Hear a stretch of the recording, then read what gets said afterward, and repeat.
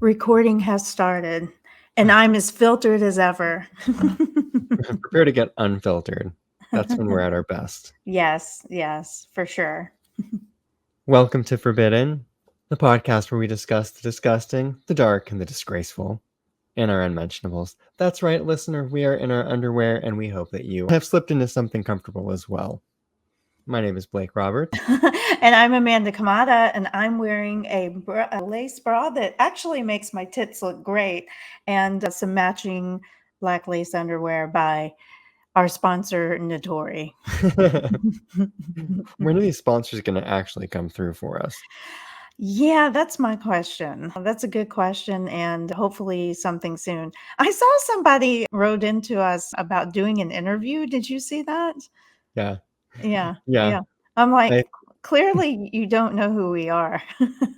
Well, and also it was a Savannah-based publication. Because one of my early stories was on Savannah. Yeah, They must have found us that way, yeah. but they're writing a story focusing on locals. I'm like, we're not. I mean, I'm happy to do an interview, but we're I not. would love to do an interview of Savannah. I mean, if anyone in Savannah cares about what's going on with us, I would be more than happy to sit down and, sit down for a spell and chat about our Forbidden podcast and all the wonderful things we're doing here for the world. Yeah, we can debrief them. Yes. Yeah, I feel like the past few weeks I've been doing I've been getting crazy thongs and jock straps. So today Mhm. it's back to the basics, circa what's her face, Christina Aguilera, circa 2004, 2005. Back when she went back to the basics. I cannot remember when that album came out. I can't either, but I think you're probably right on the time frame. It's somewhere around there. Are we having a gin cocktail this evening? We most certainly are. Oh, tell me more. Well, I'll get into the details of my story, but oh, you know what? Actually, that's a good place. Let us intro our new series. Yes, go for it. So today we're kicking off our series Lush, a sobering journey through the sinister side of spirits. Join us for this cocktail of compelling narratives and shocking revelations. Sounds titillating. And tasty. And tasty. Yeah, because what do we do better but drink? I mean, if there's one thing I can do, so one thing I do excel at is drinking. So what are you having this evening? I am having an Empress. What is this called? I think it's called the blue cucumber. But I did a little twist on it. I don't know if you can see it. I should hold that up where you can see it. Yeah, it's very colorful. Yeah, are you familiar with Empress Gin? I'm not. It's this guy right here. Whoa, that almost looks like, oh God, what is the stuff that makes you really fucked up and that absinthe or something? Yeah. The color. So Empress, this is Empress 1908 Indigo Gin, and it is colored with butterfly pea flower. Oh, that's very cool. So I guess the flower dyes it this deep, it's like a deep sort of purpley blue, royal blue. But it's cool. I actually really like the flavor of it. So I bought it a few times, but it's fun to play with too because the color reacts to the mixers. So this was initially like a really vivid blue when I muddled it with cucumber and mint and basil. And then I added some lemon juice to it and it turned it this sort of lavender color. Yeah. I was going to say it's a little bit lavender. I'm actually sipping on a gin cocktail myself, and no, it's not gin and juice. I was gonna say. Although I did take an edible this evening, so I do have a little bit of Snoop Dogg in me. I wouldn't mind to have a little Snoop Dogg in me, by the way, but I got a little crafty too with my cocktail. I'm drinking a gin cocktail with, are you familiar with the like Fever Tree mixers? Some Fever Tree, like elderflower mixer. So it's very refreshing. And then took an edible. So yeah, I'm feeling pretty good right now. You can probably see it in my eyes. A fantastic voyage we're about to Yes, come embark along and ride on our fantastic voyage. I can't remember the next line, or I would carry that on. Yes, Well, yes. cheers. Cheers. It's very good to see you. Clink. Happy Tuesday. Happy Tuesday indeed. I sound like a kid. Kind of strong. Nice. It's gonna add just a little splash of soda water there. A Will he make it real through the splash. story? I don't know. Who knows? But well, we're staying on brand with Lush, I guess I should say. So, Yeah. whatever happens, happens. Yeah, and we just launched our YouTube channel. Yes. Yes. So if you're just tuning in for the first time and wondering why we're in our underwear, it's because we felt like it. We Yeah. always feel like it, in fact. So Yes. And get if used you're to it. triggered by clavicles or anything like that, sorry. You're So gonna not see them. sorry. They're out there. And the skinnier I get, the more they'll stand out.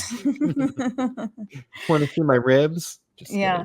kidding. What's really funny? I have to share a story like we always talk about, like who's not listening. And I have a friend who listened to, I think, what was probably their first episode of the podcast, which happened to be your abduction story, one of your abduction stories. And I can't remember which one it was, but afterwards it was really funny because they said they were remarking about how good you sound actually and what a great storyteller you are. And then they went on to say, like, have you ever heard of that story about the woman in somewhere in Europe who was locked away for like 20 something years? And I was just like, are you fucking kidding me? I was like, that's the story that I just did last week. And it's been published on our podcast. And they were like, oh, I swear I'll listen to it. And I'm like, yeah, I'm sure you will. That's cute. But anyway, I thought that was kind of funny because I was like, out of all the stories that you could pick out to talk about, like, is one that I literally just covered like a week or two ago. Yeah. Yeah. I But I did watch that one on YouTube, and I actually watched both of them on YouTube, and I enjoyed watching us, honestly, because I never see these cuts, other than our social clips, and those sorts of things. So it was kind of fun to watch. Yeah, I actually haven't watched. I mean, I edited them, Hmm. but I feel like usually when I'm editing, I'm really paying attention to the audio more than anything. Hmm. So, yeah, I don't know. I'm a little nervous to go back and watch. I do things. For example, so today's a good example actually. I have nothing in my hair. I have no product in my hair, which is dangerous for me because I have this weird obsessive compulsive habit of twisting my hair like Oh, hair. yes. It's like self-soothing for me. I've always done it. Hmm. And I guess I'll never outgrow it. Yeah. So Yeah. I try to always have something in my hair so I don't do it. And now I just didn't think about it. And now we're recording video. So we'll see if I can make it through without doing anything nutty. I noticed that I scratch my nose a lot, but I'm not sure if it's just from all the cocaine that I've been doing or what. Likely. And I literally just did, but I think it's a nervous thing. I feel like I touch my nose a lot, you know. I also my mustache hair. I'm pretty sure I have a cowlick in my mustache. Like I right. didn't know that was possible, but I I could. didn't. Well, I've got a scar right here. What do you call that? A cleft palate or cleft? Oh, I had a cleft lip and a cleft palate when I was born. So I have a scar under my mustache, yeah. and I think maybe that has something to do with it. Anyway, the hair right at the top flips up, and if I don't keep it really short, it tickles it tickles my nose. Tickle your nose with a little hair. Yeah. Yeah, yeah. I've actually noticed that you've had a scar before, but I guess I thought you got hit by a baseball or something when you were a kid. And then I'm like, "Wait a minute, he didn't play baseball." Listen, I've been hit by lots of balls in the face, but A baseball is not one of them. sports were not in session, except for maybe some water sports. Kidding. Or are we? Oh, goodness. This is gonna be a fun episode, I can just feel it. I hope so. I hope this story is good. Yeah, yeah, me too. I gotta tell you, I'm not gonna lie, I'm happy I'm not doing the story tonight because I feel I kind of felt tired. Like I came home and took a little cat nap and woke up and I was just like, "Oh my God, can I do this tonight?" And I'm like, "Of course I can do it, Amanda. Rally. You take that edible and you get in there and you get into that gin and you get your ass going." And that's So, what I okay. did. So 3 things. 1, you're tired. 2, you're drinking alcohol. And Mm. 3, you had an edible. Are you even going to be awake by the end of my story? Well, we'll see what the talk of shame looks like. I definitely will be engaged during your story, I promise. Cool. Well, shall we just get into it? Get started. Let's get to the bottom of this bottle. Exactly. Okay, let me pull up my notes. All right. So my sources for this story were the VancouverSun.com, an article from 2020, historichotels.org, MonteCristoMagazine.com. There's an article by Jesse Donaldson, and then a 2019 article from the Daily Mail. Oh, my Bible.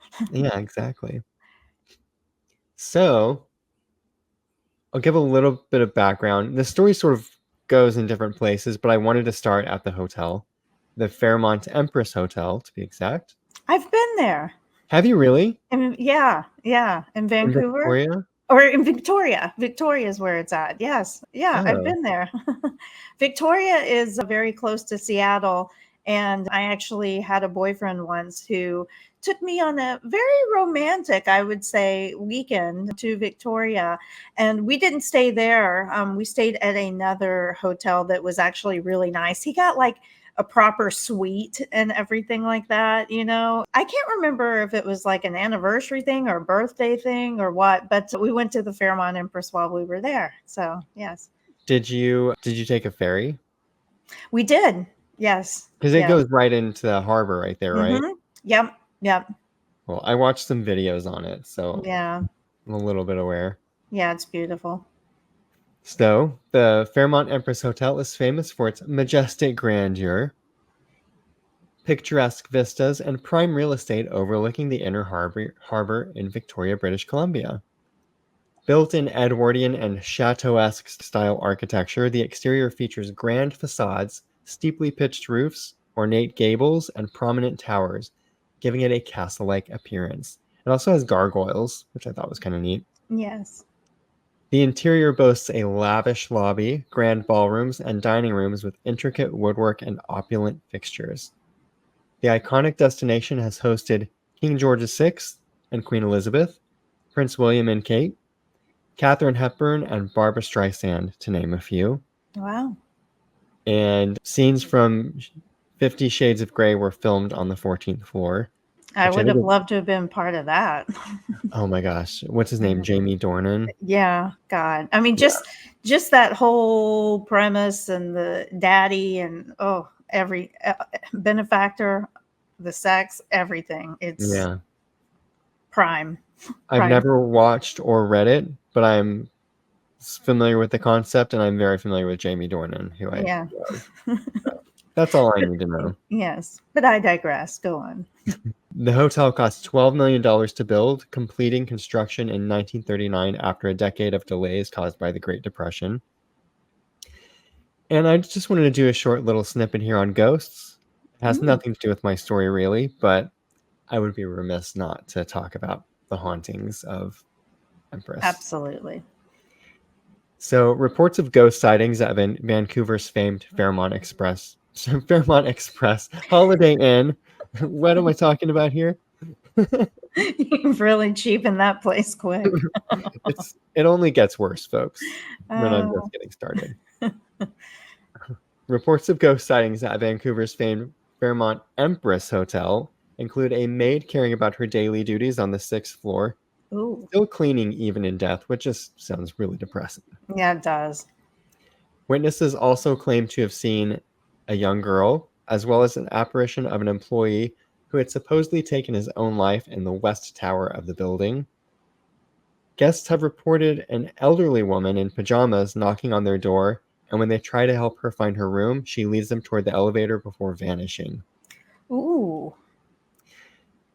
Both guests and staff have witnessed the ghost of a slender man sporting a mustache and carrying a cane descending the staircase to the lower lobby and down hallways. He's suspected to be the ghost of the architect Francis Rattenbury, who designed the hotel. Francis's spirit is said to have returned to the Fairmont Empress after his murder, thousands of miles away in England. Wow. And that's where we will be going today. Okay. England. Yeah. So, Francis Rattenbury was a prominent architect who significantly influenced Western Canada's landscape and iconic buildings such as the British Columbia Legislature, the Empress Hotel, the Vancouver Art Gallery, and Crystal Gardens. Essentially, that whole inner arbor was Mhm. designed by him. Gotcha. Originally from Yorkshire, England, Francis arrived in Vancouver in 1894 and quickly established himself by winning a competition to design the new British Columbia Legislature building. I didn't include this in my notes, but from what I read, it sounds like he's like maybe falsified some information to win that Yes. competition. I think he said that he had studied under some famed architect, but that person had died when he was just a little boy. Oh. So, Unless he's like a prodigy, highly doubtful. right. Despite frequently exceeding budgets, his architectural results were highly acclaimed. Francis made many projects difficult due to his controlling nature. He frequently altered designs, ordered expensive last-minute changes, and rejected already purchased materials. He also underestimated costs to secure commissions and then passed the extra expenses to contractors, causing at least one to nearly go bankrupt. Sounds like Donald Trump. I mean, Yeah. people soon realized that Francis was a very difficult person to work with. So I also read that he took some materials, some of those expensive materials, and used them in his own personal home construction. Of course he did. Yeah. I mean, if you can get away with it, I mean, I would. oh, it sounds lovely. I know. Better than what I have around me. That's for sure. I mean, what you see behind me is very clean right now, but I I really should pan around the room because it's tragic. I'm not going to, but We're so in architectural marvels. yes. Francis was married around the turn of the century to Florence Nunn. His marriage too was in shambles. By 1912, he and Nunn weren't speaking, forcing their daughter Mary to carry messages between the two. That's amazing. That's commitment. That's commitment to hating each other, really. Yeah, it's so petty and it's ridiculous. I fucking love it. Francis nearly went bankrupt when land he'd purchased along the rail line was appropriated by the government to rehome veterans. So everything is just sort of crumbly right now. In 1923, after winning the contract to design Victoria's Crystal Garden, Francis met Alma Pakenham. Pakenham?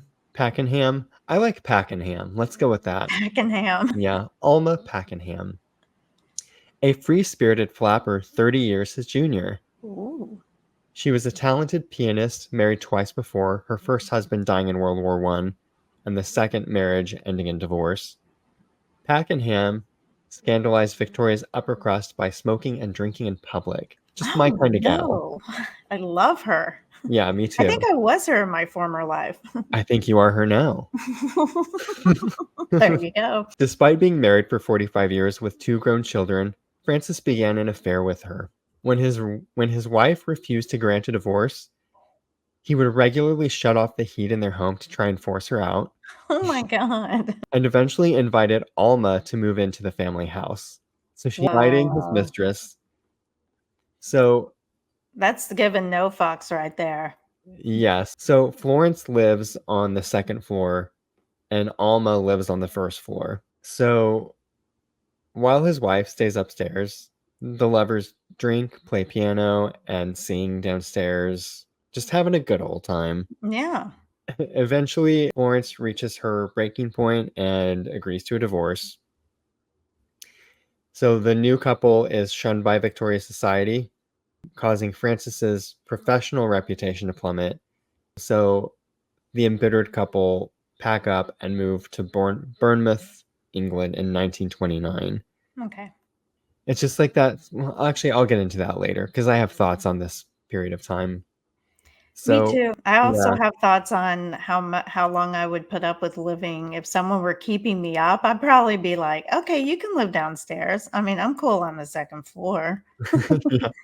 You know what I mean? Like, Hmm. if I'm being kept up by someone that has some money, you party downstairs, guys. Do what you want. Yeah, Yeah. same. So in England, the couple hire 18-year-old George Stoner as their chauffeur. George became infatuated with Alma and by November 1934 was her live-in lover. Whoa. So it's just like this vicious cycle. Or is Yes. it circle? Is it a vicious circle or a vicious cycle? I think it's both. I mean, I think it is. I Yeah. think one is an actual term and one is, Yeah. but it all It's a works. vicious cycle, but it's a it's definitely a circle. In this case, maybe a triangle. Yes. He moves into their spare bedroom. The couple's finances were dwindling, and Francis was mostly deaf at this point, which is Oh. probably good because the other couple's probably like banging around upstairs. Banging in the background. He spent most of his time drunk and often threatened suicide. Supposedly, Francis quietly condoned the affair due to his failing health and age difference. Like he knew he's not really appealing to young Alma anymore. No. So I should say younger, because I think at this point, Alma's around 40, late 30s. Yeah. Which back then was old. Yeah, I it's long mean, in the you were tooth. yeah, yeah. You're getting a little up there. Yeah. Neither Alma nor Francis understood George's jealousy and capacity for violence, so young George has a temper. Emotional and not very bright, George would rage whenever Alma suggested ending the affair and even tried to strangle her once. Oh my god. On March 24th, 1935, Francis spoke to Alma about her affair, likely leading to a rekindling of their relationship, which drove George into a rage. So it sounds like Francis sort of uncharacteristically and is very sort of softly approached Alma about the affair. It sounded like it was a pretty genuine, Yeah. like wanting her back. So George gets crazy. That evening, George threatened Alma with a revolver and later bludgeoned Francis with a croquet mallet, which is Oh so like of that my god. time. Yeah. I hope he was wearing one of those sweaters. Yeah. Yeah. Anyway, Oh my god, that is, like, crazy. yeah. So a doctor arrived on the scene and stated, Mrs. Rattenbury was most excited and intoxicated. She was holding a glass of whiskey and soda. She was clad in pajamas and wore no shoes. Somebody finished him, she said to the doctor. She confessed, retracted it, and then offered. So by this time, there's a police officer there. She confesses to him, retracts it, and then she offers the officer on site a bribe and then a kiss. Hmm. She had to be restrained by her maid, and the officer actually had to flee the house to escape her advances. Gosh, this does sound like me. I just like her more and more. I love her. Yeah, she's fantastic. Francis Rattenbury died 4 days later, so that must have been pretty gruesome. Yeah. Like, I don't know if he was in a coma or what the deal was, but He wasn't in a good way, I'll tell you that. That was, like, probably, like, a long, slow death. My guess is probably brain damage and yeah, just yeah, croquet mallet to the head. yeah, not good. So initially, both George and Alma confessed. In her statement to police, Alma said, "I did it deliberately. I would do it again. I picked up a mallet." And he said, Francis said, "You have not you have not guts enough to do it." I then hit him with the mallet and hid it outside the house. I would have shot him if I had had a gun. George was ultimately found guilty and sentenced to death. The trial at London's Old Bailey included stories of George's cocaine addiction, which was likely untrue because he described the substance as brown. Oh, So he likely had never done cocaine. probably Um, not. It's probably heroin. that's what it sounds like. Mm, Um, and there were also lots of stories of Alma's infidelities. The press, public, and courts sympathized with Alma, accepting her lawyer's argument that her confession was untrue and motivated by her love for George. So she was trying to protect the young man. mhm. Alma was acquitted, but after George's conviction, she collapsed in the courtroom. He's sentenced to death. Death, right. And the public that had sympathized with her during the trial had now turned on her for corrupting the young George Stoner, Oh, man. which is so ridiculous. Yeah. So on June 5th, 1935, Alma Rattenbury considered suicide by jumping in front of a train at Oxford Circus in London, but found it too crowded. She then contemplated throwing herself in front of a bus, but again, there were too many people around. So she decides to leave London. She goes to Christchurch, near her home in Bournemouth. After writing a suicide note, Alma throws herself into the River Stour, stabbing herself in the chest 6 times while in the Whoa. water. She was found dead and pulled ashore. Oh my god. She was buried in the same cemetery as her husband, with 3,000 people attending her funeral, which is so confusing to me because she's gained the sympathy of the public during the trial, and then immediately following the trial, she's criticized and ostracized by them. And now Right. after her death, it's like they're showing up again. Yeah. Yeah. So it's very Colosseum-esque. Totally, and, totally of that time too, just people always had to be in everyone's business too. Yeah. God, mind your own. It's so annoying. So then George's sentence is commuted to life in prison. He served in the British Army during World War II and lived until 2000. So at some point in there, and I couldn't find this, at some point in there, he's obviously let out of jail because he's serves in World War II. Right.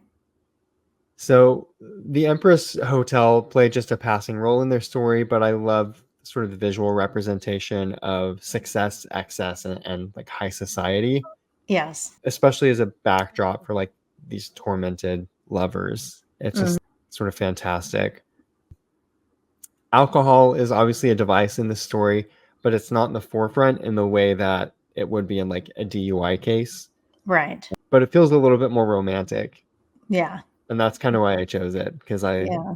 I have my own love affair with alcohol. And oddly a little, like, dark comedy-ish, like, played in real life, you know what I mean? It's like a game of Clue, or, Yeah, with the gal, like, bribing the cops and trying to kiss him and being drunk and, like, "I did it. No, I didn't." You know what I mean? Like, and a cop having to flee. I don't know, it's just it's I a mean, I fun know that visual. these were people's families and stuff like that, like, but it's a very interesting story that has a little bit of dark comedy to it, which I appreciated.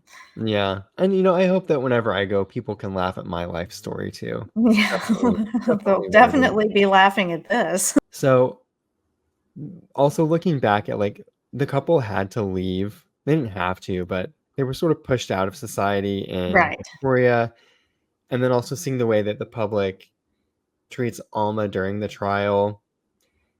I actually think that more than alcohol or anything, gender plays a much bigger role here. I mean, it really seems like Alma bore the brunt of the criticism because she didn't follow the sort of outdated Victorian constructs of the time. We're past the Victorian era, but those morals and ridiculous things like that are like She still. she was an OG of the shame. She was, and like very forward. She was a flapper, you know. She was like drinking in public, Yeah. like men are doing it. Why Smoking? is it? Yeah, Yeah, smoking. yeah, Yeah, divorce was frowned upon. Sex was frowned upon. Women drinking, smoking publicly was frowned upon. Like women were not supposed to be doing these things or talking about these things publicly. Like sex at that time for women was supposed to be like a duty yeah, for yeah, your husband, and if it not to wasn't, it was report it. shameful, Yeah, exactly. if So it you weren't can, specifically for that purpose, then it was shameful. yeah. So obviously you can see why I was drawn to this story. Right. Many reasons, but a short story, but yeah, that was the story of Francis and Alma Rattenbury. That was really good. I enjoyed that. I like it because, we've been in these abduction stories for, that were really serious content, not that all of these are serious, obviously, but like it was nice to kind of go back and talk about like the times and like those days and how they differ from now, but yet they're sort of the same in some ways, as some things never change. Yeah, it is easier to make light, I guess, for lack of a better term, when you're talking about stories that are that old. Like almost like 100 years old, Yeah, literally. exactly. Yeah. And I don't know why that is. I guess I mean, a lot of the ideals, and there have been so many advances since then. So and also what it is we have like video and photos of when crimes happen today. There's just a lot more available information. So Hmm. it's easier to connect with people now, I think, Right. than it was back then, Right. is part of it, maybe. Yeah. And just I think it was the attitudes towards like certain types of people too back then that really, it's like adultery, bad. Like Mhm. get out of town, we're gonna run you out of town in society, and basically ruin your life, and all that kind of stuff. Where now it's like not like that.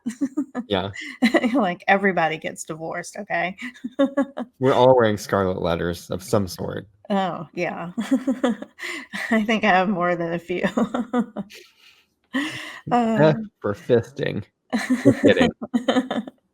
I'll try a lot of things, but that is not oh. one. Well, that was a great story, Blake, for Thank sure. you. Yeah, Thank you for listening to my story. very much enjoyed it.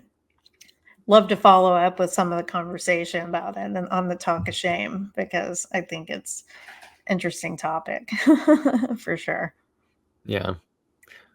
Well, do you want to cover anything else here? No. Well, yes, I'd love to cover the fact that we don't have enough subscribers and ratings right now. So I will get on my high horse and talk about that again. That we need you to rate, review, subscribe, follow us at the Forbidden Pod on Instagram. Gosh, this is growing. Facebook, YouTube, and TikTok. Jesus. Yeah. We've I got a mean, lot of channels now. our prime real estate right now in terms of podcasting is Apple, Spotify, and YouTube. Yeah.